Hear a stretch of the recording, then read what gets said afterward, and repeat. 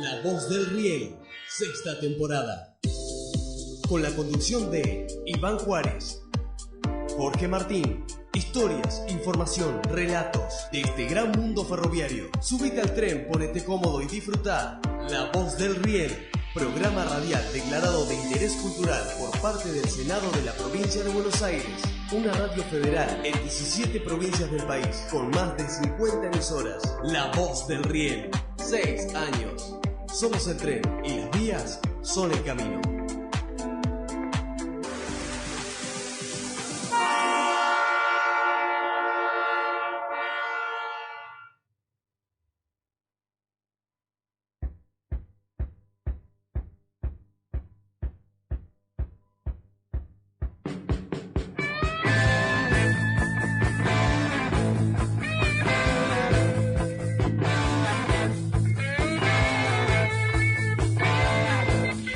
Muy buenas tardes, ¿cómo le va, don Oscar? ¿Bien? Buenas tardes, Iván, buenas tardes, audiencia, programa número 304. 305. Usted me cambia todos los días. 304 fue la semana pasada, yo me había equivocado. Ahora sí, ¿Se acuerda que le dije? Bueno. Así que un programa más que nos encuentra en esta mesa y realmente con un montón de invitados y de cosas interesantes. Sí, buenas tardes, don Jorge, ¿cómo le va? Buenas tardes. Bueno, hoy vamos a tener un invitado de lujo. Ex compañero de trabajo porque fuimos compañeros. Recuerdo verlo bajar de cuando él estaba diagramado en los pasajeros ahí en el galpón, ¿te acuerdas? Es el apellido como una barrita de chocolate, ¿no? Sí. No, esa cosa no, porque se enoja medio grandote. No se enoja eso. Sí, Yo quiero, si me permiten. Sí, perdón. Porque seguramente él lo conoció, porque en algún momento hablamos con él. Entonces, desde acá, hacerle llegar, en estos días falleció Jorge Luis Galet. Río Colorado. Sí. Luis, Jorge es el hermano. Sí. Y alguna vez hablamos de Néstor, así que seguramente lo conoció. Y bueno, desde esta mesa queremos hacerle llegar, nuestro sentimiento a la familia, porque realmente es un ferroviario que entrabas en su casa y la colección de objetos ferroviarios, de trencitos, realmente era muy grande. Un apasionante. Un apasionado de los trenes. Sí. Bueno, vamos a hablar con el señor Néstor Ibarra, que fue compañero de trabajo nuestro, que estudió, llegó a ingeniero y está trabajando, dando clases en la UTN, para que conozca un poquito la sociedad, cómo a veces una cosa y otra nos lleva a no ser solamente conductor de locomotora, sino instructor y después seguir un poquito más y ser un educador. ¿Vendría a ser así? Tal cual. Él es docente. Él es docente de la UTN, Universidad Tecnológica Nacional, y da una materia que tiene que estar ligada al ferrocarril. Exacto. Bueno, preséntelo a usted que lo conoce. No, creo que lo conocemos todos en esta mesa, así que Jorge también podría estar en lo mismo. Néstor Ibarra, aparte de ser un apasionado ferroviario de por vida, es su descendencia ferroviaria. También es tutor y lo ayudó también, como a veces estábamos en la escuelita los chicos, que eso quiero felicitarlo porque era muy bueno para enseñar y explicar a los chicos. No, después saca pecho, ¿no? Bueno, y hay que reconocerlo porque nos dio mucha mano a nosotros también y es muy grande. Te escuchamos, Néstor, porque si no... ¿Cómo se divierten ustedes ahí? Buenas tardes. ¿Cómo se divierten? Me alegra mucho que tomen el tema ferroviario de esa forma y tan amplia y tan risueña, tan jocosa, y que le haga amenidad al programa, ¿no es cierto? Que por lo que escuché tienen mucha audiencia, ¿no es cierto? La verdad que me alegra un montón. Sí. ¿Cómo les va a ustedes? ¿Bien? Sí, salimos en 17 provincias, 55 radios, tenemos un completo equipaje de ferroviarios. Uh-huh. No sé si viste la grilla, hay alguien que fue, diríamos entre comillas, tu profesor, que lo vamos a entrevistar hoy.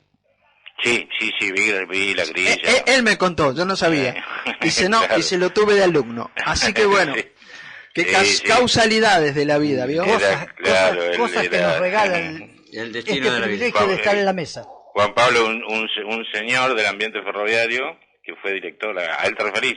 Sí. Fue director de la Escuela de Ferrocarriles en la UBA Y sí, fue docente mío, excelente persona y muy conocedor de nuestro ambiente, desde lo amplio hasta lo más profundo, sí, muy buena entrevista va a ser esa seguro. Bueno, pero esta también.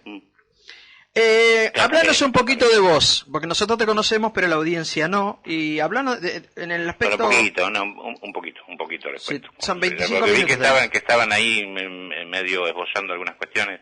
Sí, la verdad que para iniciar estas cosas lo puedo mirar desde muchos puntos de vista. Hoy le voy a contar un poco la historia de vida en la que estamos. Yo nací en López Lecube, Piedra Echada, ahí cerquita, ahí vivía, ¿no? López Lecube, Piedra Echada, para quien no sabe, era un centro ferroviario importante en otras épocas, ¿no es cierto? Ahora, lástima que ya no existe. Después, con el tiempo, bueno, mi papá tuvieron que venir a Bahía, entonces vine yo y empecé a estudiar. No terminé de estudiar el secundario en ese momento. Empecé a trabajar en otras cosas hasta que en el año 82 ingreso al ferrocarril, de peón en la estación Maldonado. Ahí en ese momento, nomás por sugerencia de todos los que andaban en el entorno, me inscribo como para ingresar a conducción. En el año 83 ingreso a conducción. Bueno, y a partir de ahí empieza lo que llamamos carrera de conducción de locomotora, como aspirante, como ayudante después, conductor, después en el año 89. Esa situación, todavía estamos en época de FA, obviamente, ¿no es cierto?, de ferrocarriles argentinos de aquella época. La situación me obliga a que ahí es donde nos conocimos y que éramos compañeros, ¿no es cierto? Y en la Escuela Nacional. ¿Eh? Y en el Colegio Nacional. Y en el Colegio Nacional también, me recuerdo cuando vos llegabas con tu bicicleta, cierto. El loco de la bicicleta. Bueno, pero esa época yo en el Colegio Nacional dejé de estudiar, no terminé el secundario ahí. Mira. No terminé el secundario ahí por, qué sé yo, por esas cosas de los pibes, ¿no?, que les pasan, y que muchas veces entiendo a los chicos que les pasa hoy eso, pero siempre les sugiero que traten de mantener vivo un poco la idea de seguir estudiando y evolucionar, ¿no? Entonces, bueno, empecé a trabajar, se fueron dando las cosas. Para el año fui a agarrar la clase de conductor a La Plata, con un grupo que fuimos, estuve un año trabajando en La Plata. Para el año 90, principio del 91, fines del 90, vuelvo a Guaite, y ya sobre fines del 91, habiendo vivido toda esa situación que se dio previa a las privatizaciones, ingreso a Ferroexpreso Pampeano. Ferroexpreso fue una empresa que se arrancó en ese momento con mucho ímpetu, pero que, claro, prontamente ante determinadas circunstancias, la falta de carga, las inundaciones y un montón de situaciones que se dieron, la empresa tenía una tendencia a ir a menos, ¿no es cierto? Y claro, desde arriba de la máquina nosotros no veíamos mucho, pero veíamos todas esas cosas con cierta incertidumbre, ¿no? Entonces, esa incertidumbre, el gobierno de Menem, año 95, 96, más o menos, no recuerdo exactamente, me obliga desde lo personal a seguir, a volver al estudio, digamos. Entonces, me inscribo en el colegio secundario, termino el colegio secundario, eso me entusiasma y me voy a la universidad con gran apoyo de mi familia, con gran apoyo de mis compañeros incluso, ahora les cuento un poco eso. Empiezo la universidad, ¿no? También con mucha expectativa y con ciertas dudas de qué es lo que iba a poder hacer ahí, ¿no es cierto? La cuestión es que el primer año me fue bien, de las 6 materias las cursé todas y aprobé 5, y eso me entusiasmó a todo mi entorno, y seguimos avanzando pasito a pasito, al que me recibo de ingeniero después, ¿no? Mientras trabajaba en la locomotora, obviamente, ¿no? Y trabajar en la máquina y estudiar y viajar y estudiar o estar en los diagramas de pilota y estudiar. En esa época las pilotas estábamos las 8 horas completamente y con mucha tarea. Se hizo difícil, pero recibí mucho apoyo de mi entorno, de los compañeros. Cada vez que había un ratito libre, yo me escapaba y me escondía a estudiar. Entonces, en esas situaciones fui avanzando pasito a pasito y me recibo de ingeniero. Cuando me recibo de ingeniero, FEPSA me propone, justo se reabría la ingeniería ferroviaria en la UBA, que es ahí donde lo conozco a Juan Pablo, y me propone ir a hacer ese posgrado en ingeniería ferroviaria, ¿no? Que yo concurro, la verdad que a mí yo ya lo venía viendo como posible, me gustaba la idea desde el principio cuando me enteré, pero los costos que eso tenía no los iba a poder solventar yo. FEP ya me lo propuso, pagó esos costos, me pagó el viático para que yo pueda viajar a Buenos Aires y me dio los tiempos. Entonces, eso concluyó en que, bueno, después de 850 horas cátedra más o menos que tuvimos ahí, aprobé los exámenes, no terminé el proyecto final, con lo cual no puedo decir que soy especialista en ferrocarril, pero sí digo que tengo un posgrado completo, cursado y rendido en ese tema, ¿no? No lo pude hacer después porque, bueno, por esas cuestiones de las administrativas de la universidad, ¿no es cierto?, que tenía ciertas exigencias que me obligaba a seguir viajando y la verdad no lo podía hacer. O sea, para ese entonces yo tenía 47, 48 años de edad.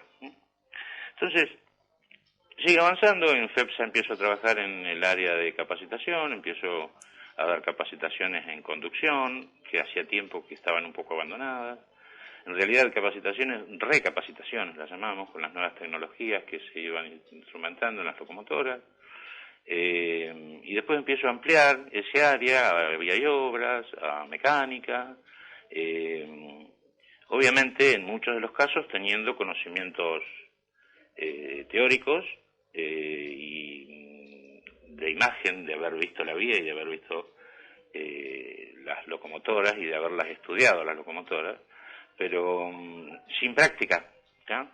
Entonces, en virtud de eso, y dedicándome al tema de capacitación, yo digo siempre que cuando voy a dar cursos en aquellas áreas en las que yo nunca trabajé, yo digo que comparto con ellos lo que pueda haber aprendido desde el punto de vista teórico y que me ayuden a entenderlo a lo práctico, y de esas acciones tratamos en conjunto de sacar la mejor respuesta de esos momentos de capacitación que nos tomamos.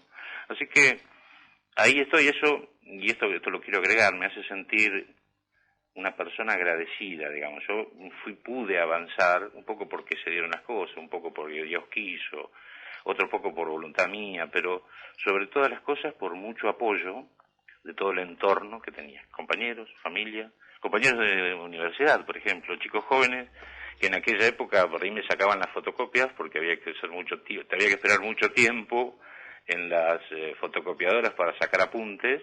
Entonces ellos se acordaban de mí y para que no hiciera cola me los compraban, me los daban y yo no hacía esa cola sabiendo que estaba haciendo ese ejercicio. Entonces, la verdad que si llegué hasta aquí, a donde estoy, es con mucho apoyo de los demás, y eso me hace sentirme una persona agradecida, que lo que trata de hacer es, ya que la vida me permitió aprender algunas cositas, transmitirlas para que no queden ahí en el interior mío nada más, ¿no? Entonces, desde ese punto de vista es que me dedico a lo que me dedico, ¿no?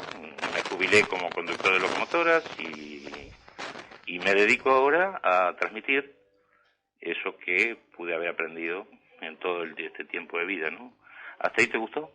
Y llegamos allí al año 2021, donde estamos, donde después de haber pasado toda la época de privatizaciones, estamos retornando a una forma distinta, a cambios sustanciales en el ambiente ferroviario, ¿no? Sí, yo creo que se vienen cambios, se vienen nuevas formas de ser operadores, pero vamos a lo que haces vos. Contale un poquito a la audiencia, a aquel estudiante de ingeniería que por ahí no te conoce o que es de la zona y que por ahí le interesa hacer algo que tenga que ver con el ferrocarril, dónde tiene que ir, cómo tiene que hacer y qué es lo que hace, qué es lo que haces vos en la UTN. Bueno, a ver, en la UTN esto arranca así también. Vieron, yo los veo a ustedes tres ahí sentaditos, los estoy imaginando sentados, pero los veo con entusiasmo, un poco, pues ya han pasado los años. Bueno, hasta ahí vamos bien. Algunos de ustedes los veo jóvenes todavía. Gracias, no sé cómo saldrá la foto hoy. Sí. Pero ustedes trataron de defender al ferrocarril o el ambiente ferroviario desde esta actividad que están teniendo, que me parece muy loable, ¿no? De alguna forma yo intenté hacer lo mismo, tratar de transmitir esta pasión desde otro área, desde la posibilidad de transmitir los conceptos técnicos ferroviarios en otras áreas. Con esa idea planteamos en el año 2015 con un compañero que también es muy amante ferroviario, se llama Rogelio Justo, la posibilidad de poner una materia electiva en la UTN, el lugar de donde los dos éramos egresados, ¿no es cierto? Fueron épocas también en que las cosas se dieron, porque para esos tiempos estaba Randazzo políticamente moviéndose mucho en ese sentido, entonces estaba muy puesto en los medios el tema ferroviario. Y bueno, eso yo creo que favoreció bastante para que la Universidad Tecnológica permitiera la ubicación de esa materia electiva.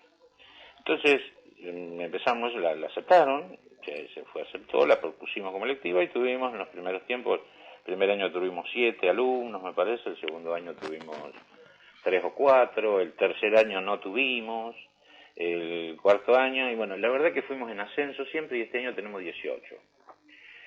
¿Qué les decimos a ellos? Bueno, recién estamos iniciando este año, pero la verdad que contar lo ferroviario no se hace fácil como para contarlo en un ratito que tenemos nosotros de charla ahora. Contar lo ferroviario requiere tratar y para que otro lo entienda, ¿no? Requiere tratar de mirarlo desde varios ángulos. Uno lo podría estar mirando del lado técnico. El lado técnico tiene muchas aplicaciones en donde influyen todas las ingenierías.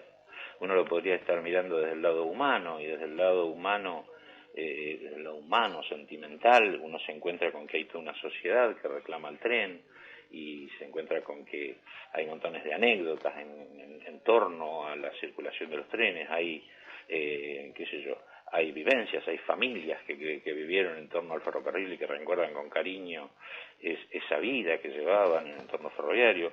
Un ejemplo de esto es la enorme cantidad de entusiastas ferroviarios que tienen su blog, ya sea en las distintas redes, ¿no? Y cuentan y exponen anécdotas.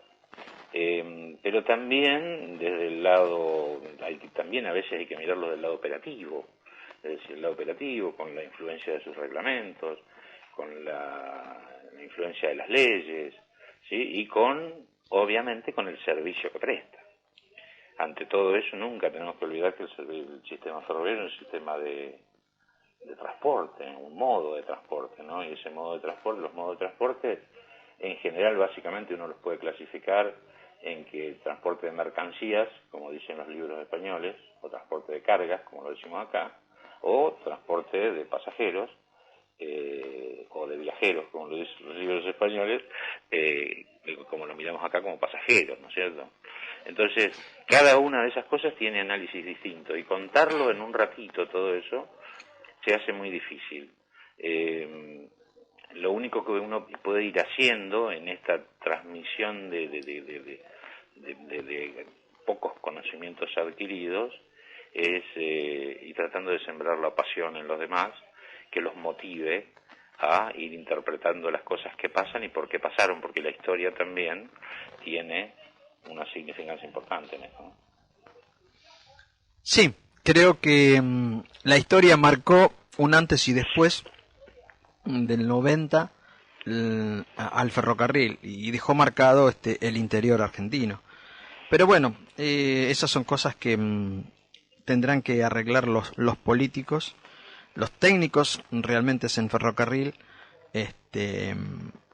que creo que esta pandemia, espero que esta maldita pandemia, los haya hecho reflexionar de las necesidades que tenemos los argentinos, y dentro de todas esas necesidades que tenemos necesitamos un ferrocarril que pueda conectar todo el país.